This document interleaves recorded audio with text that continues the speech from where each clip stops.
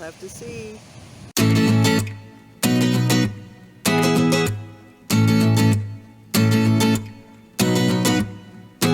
Hey folks, just a quick shout out to Dana at Lovin' the Look in Mobile, Alabama.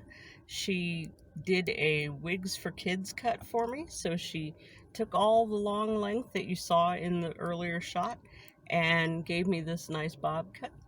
Little van away.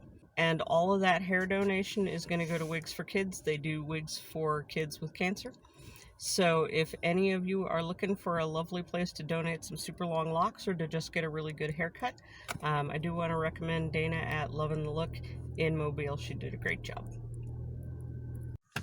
Okay, people, I get to treat you to a super secret sneaky bonus drive tour of Stone Mountain, Georgia. Now, normally this park requires a $20 day use pass, but I had an errand up here to this particular Marriott, and because I was on business of an official capacity, I got to drive back here without paying the $20 fee.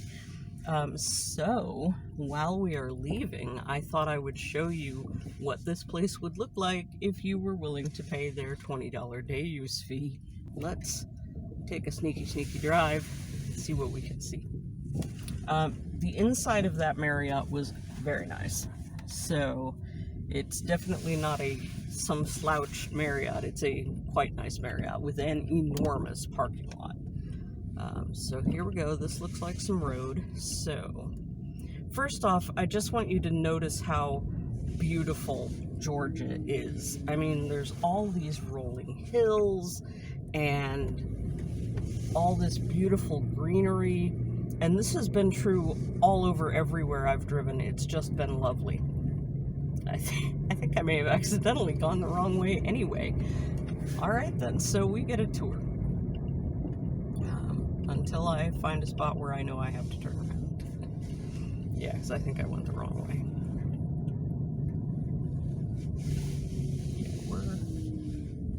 Yeah, is this where I came in? Oh, this might be where I came in. Okay, so this is the entrance to the Marriott. It's the Evergreen Marriott Conference and Resort. Now, I'm not going to go to the right because that's different than how I came in. So I'm trying to get back to the gate, being professional here, leaving like I'm supposed to because I know I haven't paid the day use fee. So far I know that I have passed a boat launch, which I believe is this on the left. Check out the lake.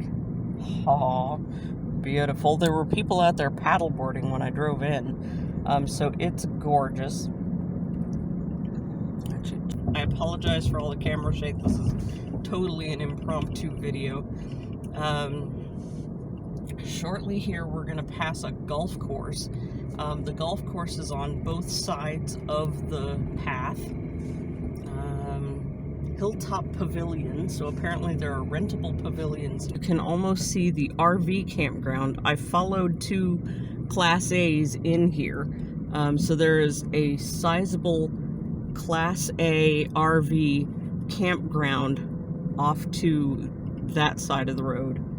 I'm not sure how much of it you can get from this viewpoint, but it looked immense when I drove past.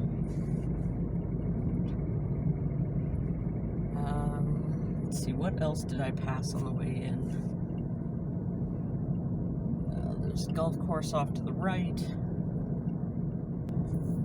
Oh, there's the Stone Mountain Campground right there.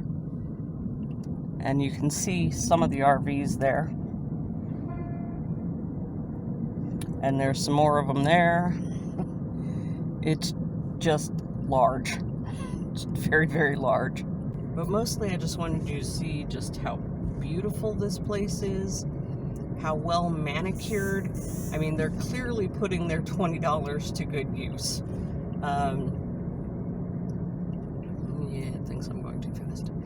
So, yes, golf course on our right at this point. You should be able to see that pretty clear. Very well manicured. I would not be surprised if that were on a list of important golf courses.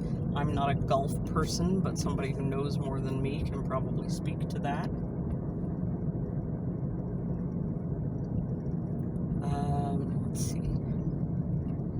There is another lake, or another portion of the lake, I should say, off to my left. Mountain.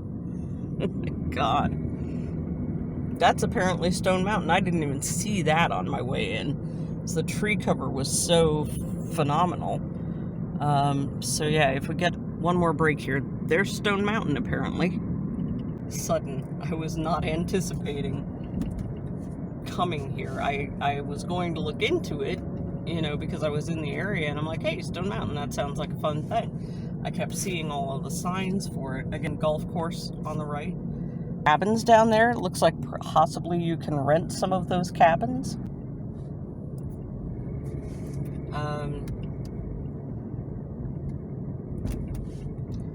Golf overflow lot.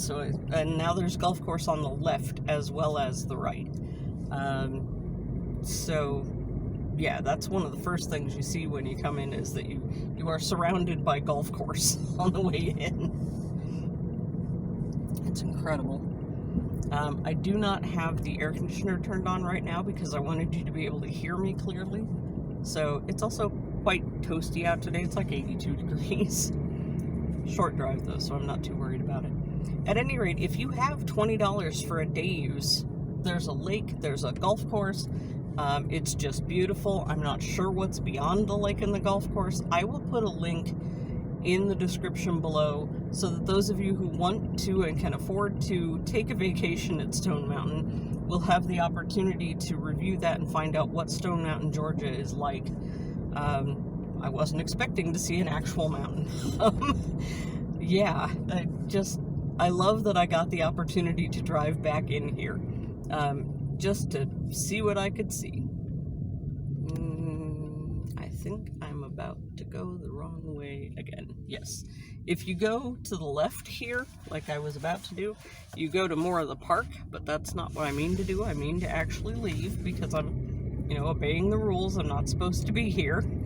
It's just happenstance that I had business to conduct back here. So there you go. That is the quick, short driving tour that I can give you of Stone Mountain, Georgia, that I just happened to accidentally have to be at today.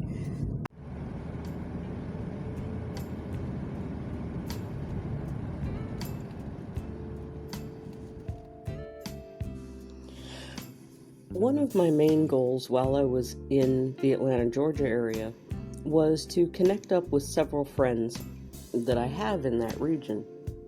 Now, I'm part of a larger music community. It's called the Filk community, and these are people who make music typically about science fiction and fantasy type concepts.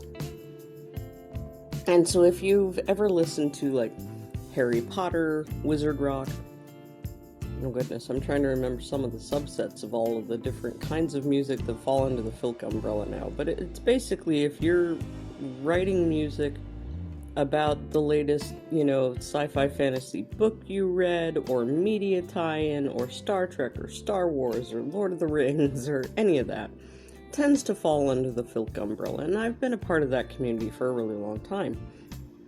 But one of the concerns is that we all get together at these conventions a couple of times a year, and we're all super busy because we're all doing the things that people do at conventions.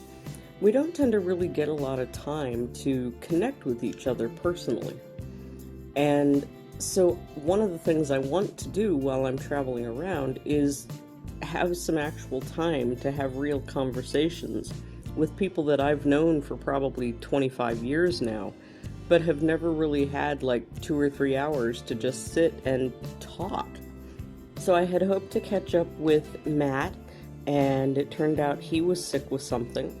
And his partner, I believe her name is Mary, because he was sick, I wasn't meeting up with either of them. They had put me in touch with another woman, and I apologize, Signe, if I've pronounced your name wrong, but she was unavailable. She was out of town at a conference. And then I had hoped to connect up with Shannon, who is another friend of mine who lives in the area, and her father had recently passed away, so she was out with dealing with estate-related things. And while I was in the area, found out that one of my board game friends, Charlie, also lives down in that area. I found out because he posted that he was down with COVID. So my trip to Atlanta to connect with human beings was completely thwarted at every opportunity. But you know, sometimes that's just how it goes. We try our best to make those human connections, and it just does not pull together. But I did get to do a lot of driving around the Atlanta, Georgia area while I was there. And Atlanta sprawls a lot for those of you not from the region.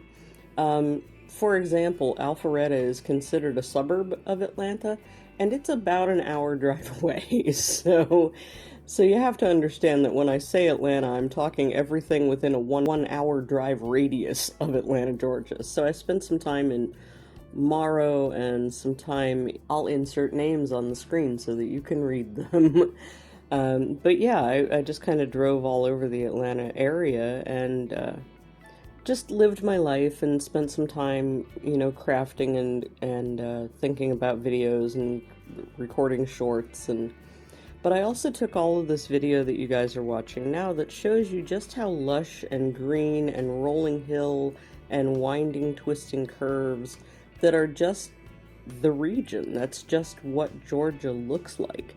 And it was so pretty, and I wanted to make sure you guys got an opportunity to see it. It's all of the time I was in Georgia was early June. So this is like early summer. The weather was, you know, in the 80s, you know, low 90s, low 80s. So it wasn't terrible. I mean, and there's pretty good tree cover. So if you could get in the shade, it was 70s in the shade. It was nice. I wouldn't want to stay any longer than this point in the calendar year because I'm certain it's going to get gross and disgusting and I won't want to be there. So yeah, I am trending north, trying to get away from Georgia. But yeah, if you ever get a chance to spend time in the northern Georgia area, I do recommend Atlanta. It's a really cool city. My favorite thing, above all things, to do there is the Center for Puppetry Excellence. And I didn't have the funds to really go there and spend quality time there this trip. But I would say if you've got, let's say $35, it's not super expensive. If you've got $35 and you roll into Atlanta, absolutely check out the Center for Puppetry Excellence. It is part museum where you can go look at puppetry through the ages, including lots of Henson-related items. And they've got some lamb chop there, as I recall. I think they have some Cerwensis there. Yeah, it's been a while. I was last there 15 years or so ago. But yes, it's definitely worth your time. But that $35 fee, if you pay that high of an amount, will also get you a ticket to a modern puppet show. And the people who are there working and studying the craft put on some wonderful either puppet shows geared toward children because school groups and the like go there, or shows in the evening geared more towards adults. Some of those can get not super risque, but risque in the same way as Avenue Q. They can get the kind of risque that Avenue Q got. So they're very much adult themes when they do the adult performances. And I don't mean like adult themes like sex and whatever. I mean adult themes like, you know, paying bills and getting divorced and the kinds of things adults get involved in. Whereas kids, it's more like the fantasy and the fun and the comedy of it. So you can adjust which show you want to go to. Certainly, even though it's a kid's performance, adults are welcome at it. So you can go to whichever performance they're having on the day that you happen to go. Contemplated doing the Olympic Village. When I was first in Atlanta about 15 or so years ago, that was after the Olympics had happened and they hadn't quite figured out what to do with any of the buildings left from the Olympics. And so it was kind of a decaying sort of area. The city in the intervening 15 years has really put a lot of time and attention and effort into making park space out of some of that, making functional living areas out of some of that. So it's really nice to see that Atlanta embraced that area and put time and effort into it. The downtown area has rehabbed quite a bit since the last time I was there. There's much more of an urban hipster vibe going on now than there used to be, so that was cool to see. But yeah, most of my time in Georgia was spent not connecting with the people I wanted to connect with. And I didn't do a lot of sightseeing just because my budget didn't support it at that point in time. Yeah, I would say definitely check out Atlanta. I'm sure there's cool stuff to pay money to do there. But if you're on the broke side, there are still Olympic Park. You can still walk through all of that and partake of the downtown area.